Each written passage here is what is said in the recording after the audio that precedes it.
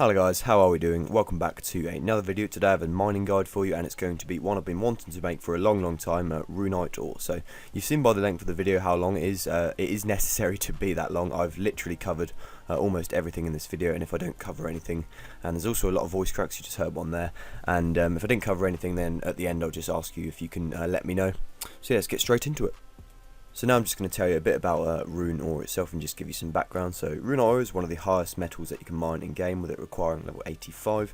It's extremely popular, and most of the spots that I'll be telling you about are very busy. As for price, rune ore sells for about 10 to 12k, which is protected by alchemy value, so is very unlikely to change in the future.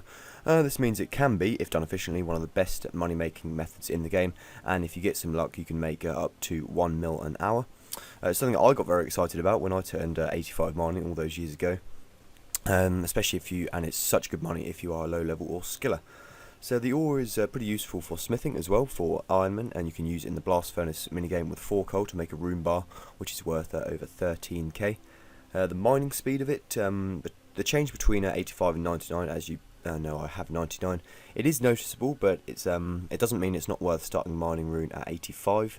I've got a couple of methods that I've used over the years to mine rune efficiently, as it can become very frustrating when you're endlessly hopping worlds and finding depleted rocks, and then you get done by the logout timer. And yes, it can be found in very different areas, both dangerous and not dangerous, which I will get into as the video goes on. So our low to medium requirement spots, then we've got the Mining Guild at 2 rocks, Heroes Guild 2 rocks, Netter's Knot 1 rock, and Fossil Island with 2 rocks. Our spots with high requirements, then you got the Morn Dungeon, there's 1 rock there, and the Tizar City, I won't try and pronounce the name, there are 3 rune rocks there. In the Wilderness there are 6 rocks in total, 2 at the Lava Maze, 3 at the Ice Plateau, and 1 in the Lava Maze Dungeon.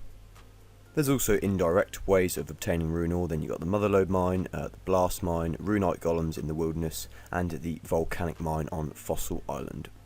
As this video is so long, you may just be looking for a particular part of it, so here's a contents bit, so familiarise yourself with this, find the part you want, or I do recommend you do watch the whole video if you're not familiar with rune ore, but yeah, that's your choice. So your setup for mining rune ore then is going to be pretty much like all the other things you wear when you mine. It's going to be full prospector. If you have it, you can get it from the Motherlode mine with 180 nuggets. A thing I am missing are the superior mining gloves. They do help. They give you a chance of mining double ores, but they're like 120 minerals from the mining guild, so yeah, I can't afford that. Also the Varrock Armor 4 gives you a chance of mining double rune ore as well. You can have the pickaxe, I can't remember what it's called, the pickaxe that lets you like smelt the ore as you mine it, but yeah, that's only optional. The first spot is going to be the Mining Guild. These 2 rune rocks were recently added last year to it. No extra requirements other than 85 mining, and no recommendations from me. You can get there with the Falador teleport or the skills necklace. My preferred way of getting there is using the skills necklace and teleporting straight to the Mining Guild. And then from there enter the free to play area. Yeah, you do have to be a member, by the way, to use this part of the Mining Guild, so this is not free to play. And you just enter your way and you make your way east, and then you'll find yourself at the 2 rune rocks. From here on then it's about of course finding a world, although there is a couple of good benefits to the Mining Guild. Voice crack there. One of the main benefits is all the rocks in the guild respawn in double time, so rune usually respawns in 12 minutes as I've said, but instead will spawn in 6 instead, so this is a big benefit as it gives you more chance of logging in and finding rocks. And also if you just wait around a couple of seconds in each world, you know, there is a chance that the rock will spawn. I think it's 6 minutes, but sometimes it's even less if there's more people on the world. You can also get minerals while you're mining, as you'll see I do get a couple later on, and they can be exchanged for the mining gloves that I was talking about just earlier, which gives you that chance of mining 2 ores at once. It can be pretty useful, as you think with rune ore, with its price, that's a potential extra 10k every single time. When you're done then it's pretty straightforward banking wise. Just run straight west,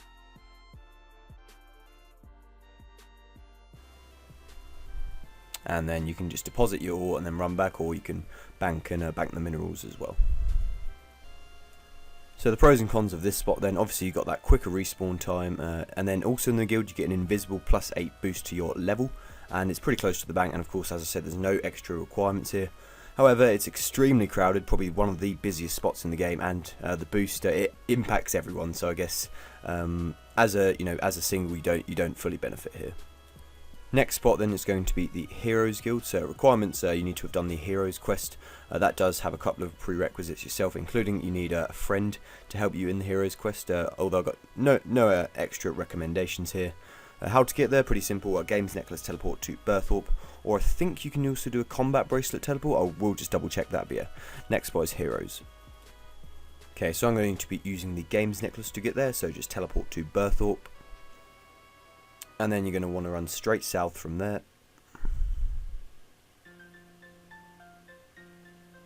And enter the guild and go straight down the ladder. And there is a shortcut there that you can use if you've done the Falador Hard achievement diaries, but it doesn't save that much time. So follow your way around the dungeon, and then you'll get to the point where there are 2 rocks. So this is one of the first spots that I started using when I got 85, because Heroes Quest isn't really that difficult to do. You can do it at a fairly low level. I think I've seen probably level 45s and level 50s in here. But like the Mining Guild, it is quite a crowded spot, and probably has the most bots out of them all because, like I said, the simple requirements to have the quest done.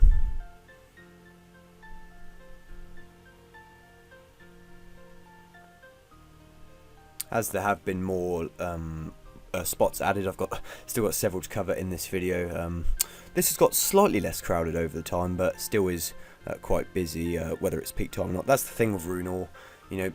There's never really a time where RuneScapes aren't busy, because you've got obviously all the different time zones, and then all the bots as well. I mean, the bots are a major problem with another voice crack. They are a major problem with RuneScape. When you're all done here and you've mined around, one of the easiest ways to bank is just to teleport straight back to Berthorpe and go to the Rogue's Den. Obviously, you can just use the quick teleports and then teleport straight back to Berthorpe, but this is just one of the simplest ways. Bank using the guy here, and then once you're done, head back out and back to the Heroes Guild. So our advantages and disadvantages of this spot then: it's easily accessible, so easy to get to. It's safe, so yep, you can't die. I don't think those bats are aggressive, so we'll just check that. And yeah, the prerequisites are pretty low, but the major cons then, lots of bots there, and of course very crowded. That brings us to our next spot then, which is Netisnot. I don't know if that's how you pronounce it, but yeah, requirements for this then, the Fremnik Isles. It's not too bad. It does require a couple of quests before it, but yeah, it's not too bad overall. I do recommend you have either some food for this, prayer potions or armor if you are a low level. If you're a higher level, you should be fine just with prayer. You will see why. How to get there then: Releka teleport or house teleport, or the Fremnik boots are the best ways. Okay, so the way I'll be getting there is through the Fremnik sea boot. So you get 1 Releka teleport if you do the easy diaries, and simply from there you just run north to the furthest dock and teleport to Netisnot, or go by boat through Maria Gunners. And then from there you just want to run north and ignore the town and just straight across one of the bridges that you do, I think you repair it during the quest. And then this is your danger point. There are trolls here that can hit very hard, and they do hit through prayer as well, so I recommend you either have armor or you bring some food, or just simply use prayer. And yeah, some of them do range you as well, so just be wary of that. This spot just has a single ore then. It's not as good as the other spots, due mainly to this factor, because you have to hop more worlds, and that means you've got more chance of being logged out via the logout timer, which is, I can't really stress how annoying it is, but it has to be in place, I think, for some reason. But yes, one thing I'm going to show you just in this sort of next sequence is not to be afraid to use the PvP worlds when you're mining RuneScape. As stupid as it seems, you know, if the worlds are really busy, it's actually the best way to get ore, because people, you know, they're probably thinking the same as you. What if I get killed? But you know, there is literally no chance that you will get killed doing this. Well, if you do get killed, then let me know. I'll compensate you because I've misadvised you. But no, you know, it's very unlikely that somebody's going to go out of their way and come all the way out here hoping to kill somebody. And one thing I will say is there are bots everywhere, but the bots here are usually about level 45 or level 50, because that's all the combat you really need to do the quest, which is a good thing, I guess. And yeah, if you get killed, then let me know. Yes, we got another clue. You can get clues while you mine, and yeah. But when you're all done, so you want to be coming back the same way you came. So use your protect from melee is the most important here, because the range, they don't do a huge amount of damage, but because it's multi, the melee ones can stack up. And make your way into the town, and then you've got the bank just on the left when you come in. So yeah, pretty close to the bank here. That's one of the best things about this spot. As for our pros and cons then, so the main advantage is that it's close to the bank. However, it's slightly annoying and to reach, as you've got those trolls who can do some damage if you're a low level. There's only one rock there, and like I said, it's quite crowded, especially at peak times, as there are lots of bots. Okay, our next spot then, this is another one that was recently added. It's a fossil island. The requirements are the quest step Bon Voyage, or obviously meant to be Bon Voyage, but we won't say that. And I do recommend a construction level. I think it's 21. It will be on screen what the level is. That allows you to build the bank in the area, and that pretty much makes this spot worth what it is. How to get there then? Dig site, teleport, scroll, or pendant is my way. I think there are some teleports on the island, but these are the simplest. Getting there then, I'm going to use the dig site teleport scroll to get there. And as soon as I'm there, I'm just going to run straight north around the outside here. Don't go in like I originally did. You have to go all the way around the outside and to that ship that you encountered during the quest. And then you want to board the boat by talking to the guard. And then travel with the lead navigator and then the junior navigator. And then from there you want to make your way east. There's the bank chest I was talking about, and to that mining site that you can see on the map. And then there you have it. There's two rune ores there. So yeah, this was added recently. I thought it was quite a generous spot really, because the quest, I think it does require dig site as a prerequisite, but that's not too bad as a quest to do. And yeah, I mean there's no real danger here. It's just pretty straightforward. Obviously that means that more people can access it, so it's likely to be more crowded, but I think it was always a good idea to add more spots into the game, and it's good to make use of some new content like Fossil Island to incorporate more rocks. So if you're wondering why you keep seeing all the clips of me mining ore, you're probably thinking, how much of it have you cut out? Well, I have cut a bit of it out, but the technique I've been using, which will be explained towards the end of the video, is what has helped me be able to mine rocks, because you can have such frustrating luck when you're mining rune ore. Those of you who do it already probably know, you keep hopping wells and eventually you get log out timed. But yeah, the trick you're going to see, you can skip forward to the end of the video if you want. I did put a contents at the start.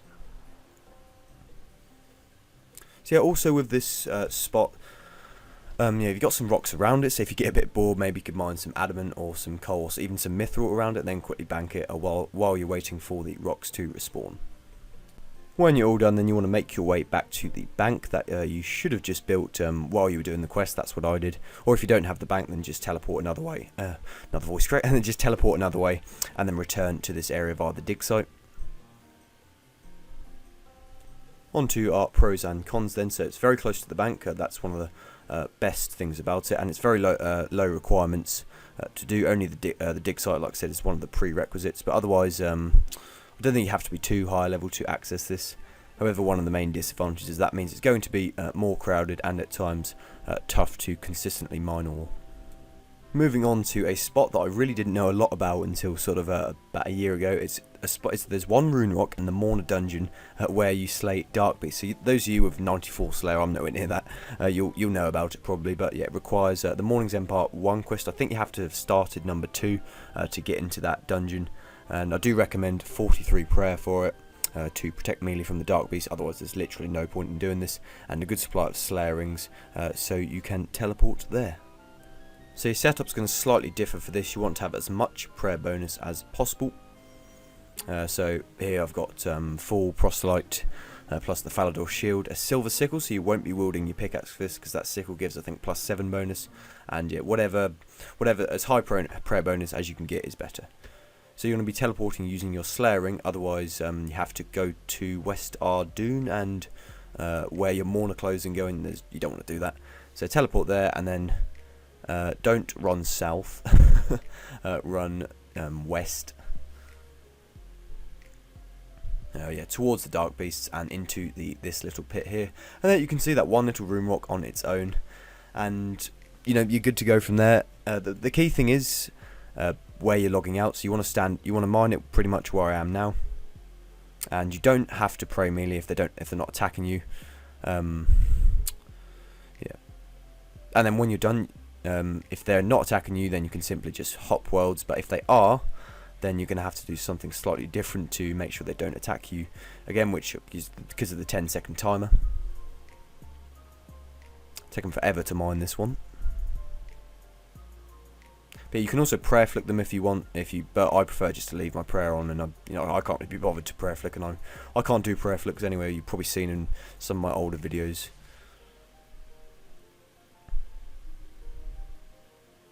So yeah, this spot is extremely.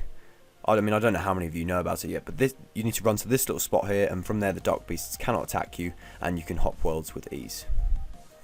So yeah, like I said, this is a good spot for, I'll obviously go through the pros and cons, but it's a good spot if you just want to, get some more, because I've pretty much never seen another miner here. When you're all done, then you want to, the reason I have the Arduin cape on is because then I can quickly recharge my prayer before starting any other trip. So teleport using that cape to the monastery. Quickly recharge your prayer, and then teleport back to the bank, the castle walls for me, and then use the slaying and restart your trip. Okay, so obvious advantages of this, it is fast to reach if you have a lot of slayerings, and to bank, it's probably quicker than most of the spots, and it's very quiet. That's the main benefit. I've literally never seen another miner here, and it's just not one of those. But yeah, like I said, there's only one rock there, and you need prayer, and you've got the dark beasts obviously, so it's not really AFKable unless you're happy just to leave your prayer on like I am. But overall, it's quite a decent spot if you just want to, not have to worry about, because you'll never see a bot there, but overall, it's not as bad as it seems. That leads us to another new spot actually. This is the Tsar City. I can't pronounce the name of it, so don't ask me to. You do need a fire cape to get in here, so that's one of the major drawbacks of it. Those of you who are skillers and obviously don't do fire capes can't access this area. Recommended, same gear as before, and to get there, the fairy ring teleport, which is what I'm going to do, or the mini game teleport will do just fine. Okay, so you're going to be wanting to use the fairy ring code BLP, and that will bring you just to the entrance. So if you haven't entered this part before, you will need your fire cape, and you'll have to show it. And then from there, you just want to make your way all the way south, past all the monsters, none of them are aggressive, past the fishing spots, and then you'll get to these two mining areas, and you want the one furthest to the west. And then you've got 3 ores to choose from here. That's one of the main benefits. There's not many places in RuneScape we get 3 ores, because usually it's only 2 or 1. Obviously the Wilderness Ice Plateau, which I will be getting into, has 3. So this spot is one of the best in the game in my opinion. Obviously the requirements are slightly higher, and yes, the fact that you need a fire cape, that pretty much, you don't get any bots here at all. Well, I say that, there's probably a couple, but anyone who has a fire cape probably doesn't bot on their account. Well, let's hope not anyway.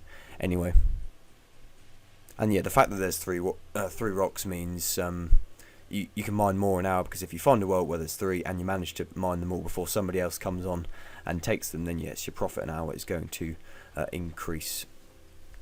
This footage is coming from when I did 1 hour straight of this using my technique that I will show you later in the video, and it was a pretty good hour, to be fair. Like most of the other areas, this area is pretty crowded at most times, but the fact that there's 3 rocks does make a big difference. And that note that you can see on screen, that's all going to be explained. Don't worry about that. It was all deliberate while I was recording this video. When you're all done, then the bank is just to the north, so run straight north past all the gold rocks, past all the other monsters and fishing spots, and then you'll find the bank just after that. So good things and bad things about this. Not many bots, pretty much none at all. You got 3 rocks, and it's relatively close to the bank and easy to get to. However, that main disadvantage is the fact that you do need a fire cape, so it eliminates the possibility for skillers to do this method. Okay, now we have our first wilderness spot. It's going to be the Ice Plateau, which is in level 50 wilderness. So requirements for this, none, although I do recommend, I'll be showing you a full setup in a bit, a looting bag and a known escape route. So for getting there, the Goric teleport, you can buy just a teleport scroll from the Granite Exchange, or the wilderness portals are the best ways. Okay, so one way of setting up for this is going to look a bit like what I do. So wear magic proof armor, basically where and whatever you're willing to risk in the wilderness. And as you can see, I'm not willing to risk too much because I'm pretty much useless at escaping and PKing in general. So you're going to want to bring possibly a prayer potion, and those runes are for snaring or entangling.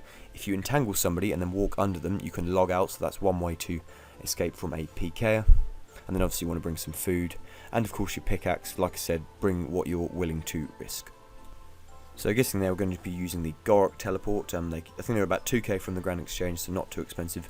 And that will teleport you to just west of the King Black Dragon Cave, and from there you just want to run northwest across the Ice Warriors and straight into the ice plateau, where there are 3 rocks located. They're scattered around. I will be showing you all these spots. The first one, so this is near the gate. You've got ice warriors around you. That obviously in the wilderness everything's aggressive, so they will attack you.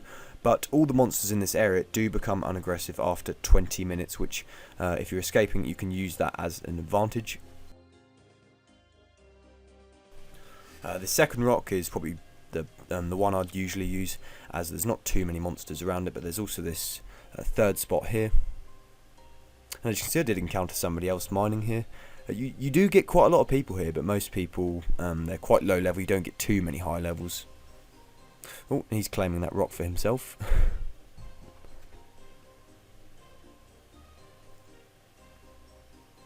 So what I'll show you now is just a quick escape route. So if somebody attacks you, you can go into the agility arena. You need 52 agility to enter here, and then you can just simply hope that they don't have the level, or you can just keep walking up and down that ramp and then try and log out in time.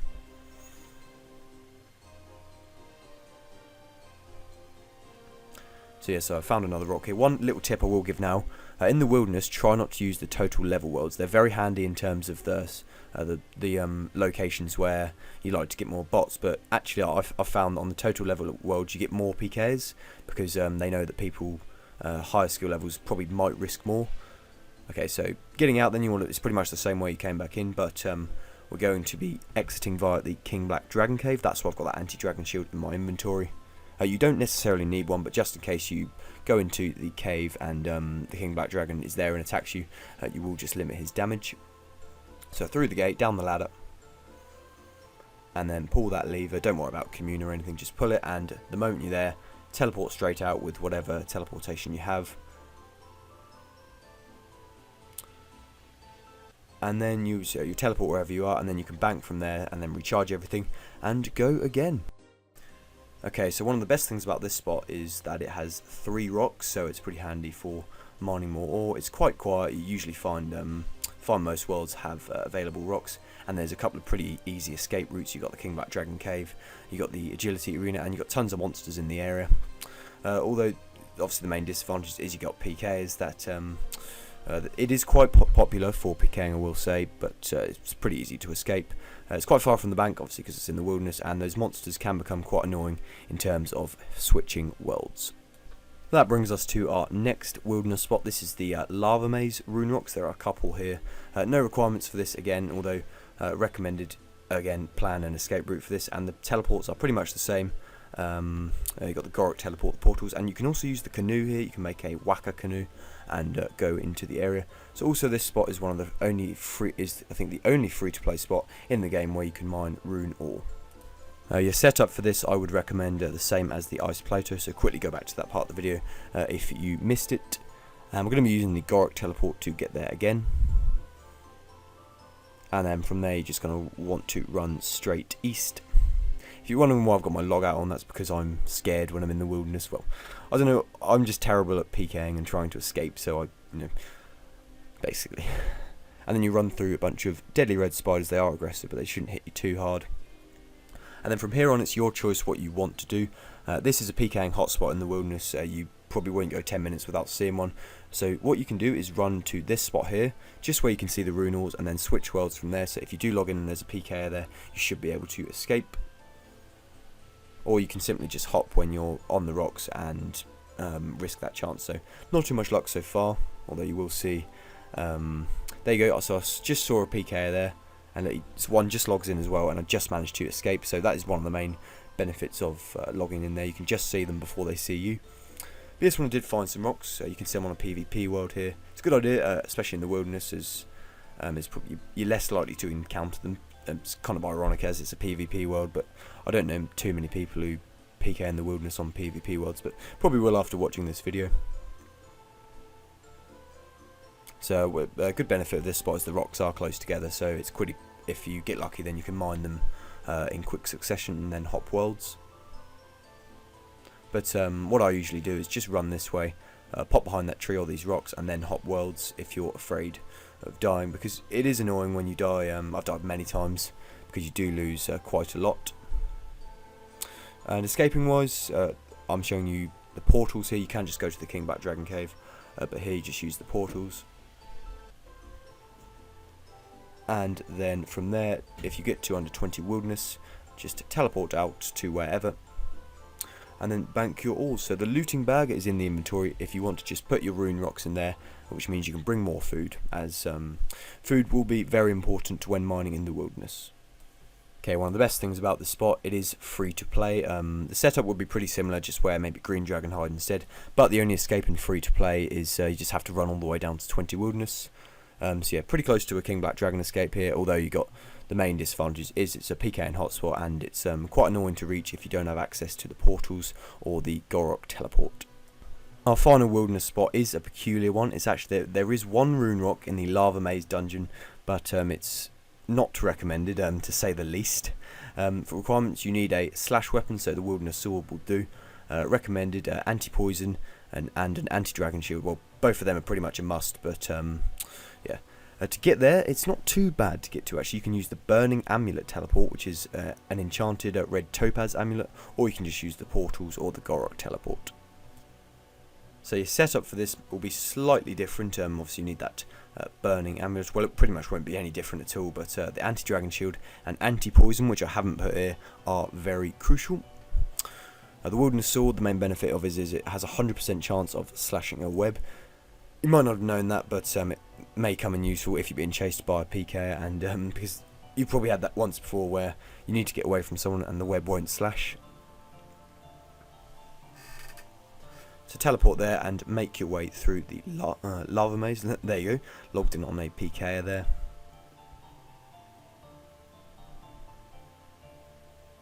So yeah, make your way through the lava maze.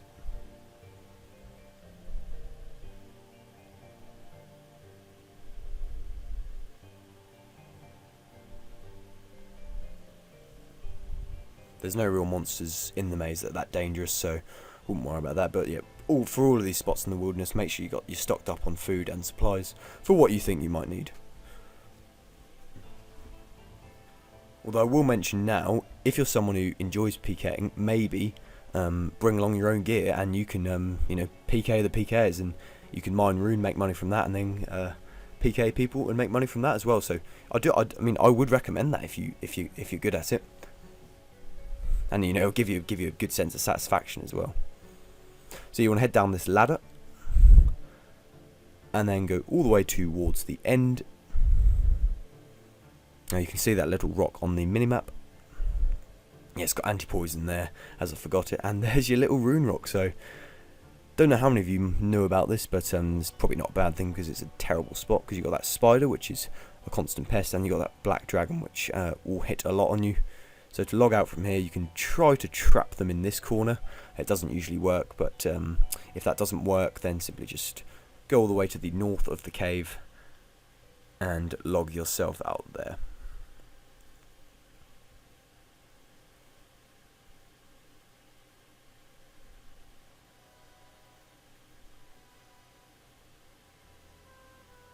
So I'll just show you, I'll just mine a couple more, because I haven't seen anybody mine here. Well, I think I've seen one person, that's about it, but there's pretty much no point in mining here, unless you just want to mine in peace and quiet, I guess. Although there's no real peace and quiet, because you've got black dragons and spiders trying to kill you.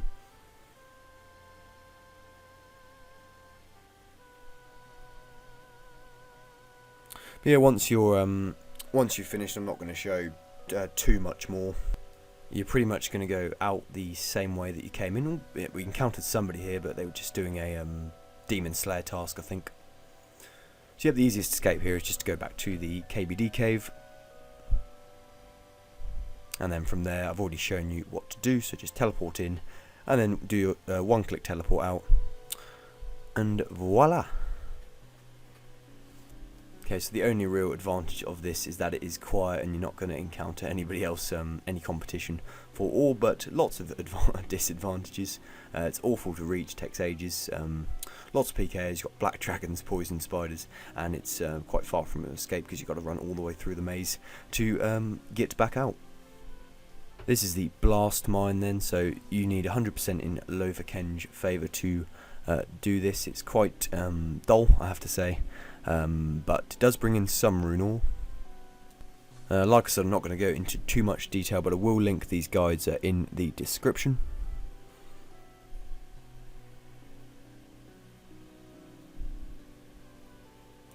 The motherlode mine's another one that's again very straightforward, simply just mining ore veins around the area and then turning them in at the centre and collecting your ore from the pouch.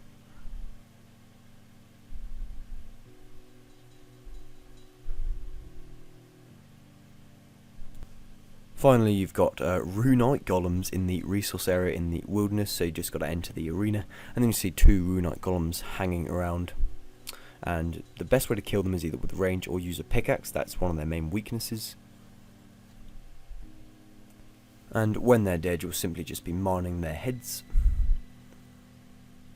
And then, as long as you do it within 1 minute, you will get some Runite ore from them.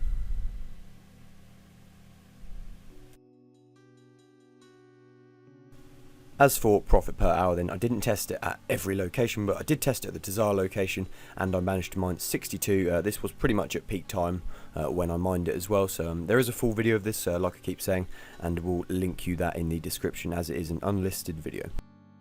Okay, so my trick then to efficiently mining Runite then, so it has a respawn time of 12 minutes and 6 minutes in the mining guild, and if you time the exact time when you mine the rock, record the world, you can predict exactly when it's going to respawn and then return to that world at that exact moment and be the first person to get the ore. I'm going to be showing you how this works then at the Tazar spot. So got my notepad here, I'm going to time, I'm going to first of all record the world I'm on, and then I'm going to record the exact time that I'm either mining the ore or that the ore will spawn. So I've got 22 on there, that was the time when I mined it. Just add 12 minutes onto that and put 34 if you're doing what time the ore should spawn again. So I'll move on and mine this second one. And then that one, another person mined it, but I'll still record it, that's 23 instead of 22. And then I'll change worlds, and then when I did find another world, that I'd originally done 354 was 24, so 366 now. And 24 as well.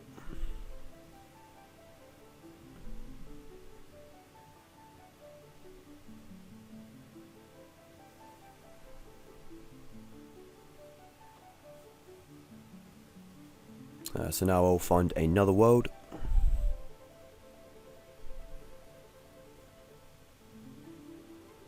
Next one we found was 353.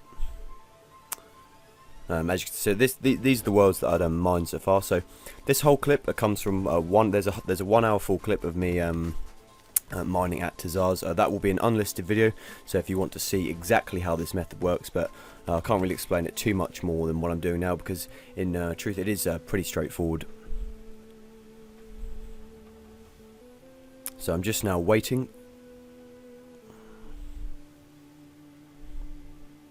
I've gone back to, so what I'm going to do here is I'm going to add 12 onto each of those times. That's what I should have done in the first place. And then those times should be the exact times that the rocks are going to spawn. So on cue I can return to those worlds in that exact same order and mine ores without getting too frustrated.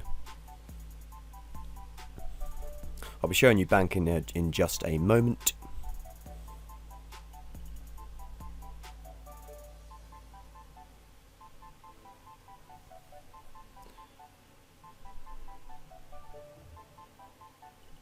Okay, so we've returned to 310 then, and in roughly, so there we go, the rock spawns. I'd returned to it about a minute before, so I knew exactly when it would come back. And we're going to be returning to each of those worlds in the exact same order, so we're on 354 here. And we're going to head to 366 next, as that will be the next one to spawn. The good thing about this method is that if you return to each world in order, you'll know exactly when the rocks will spawn. For example, a rock can't spawn on one world before it spawns in another world if you're doing it in order, if that makes any sense. So return to all of the worlds in the exact same order.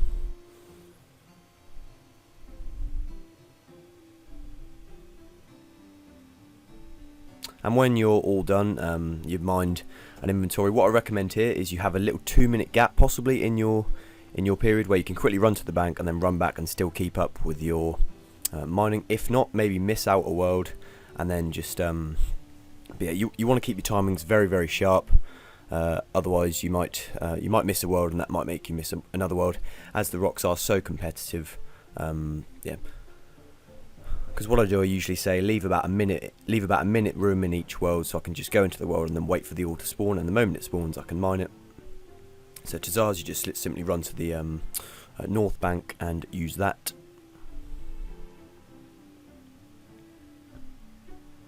And then when you're done, head back as usual.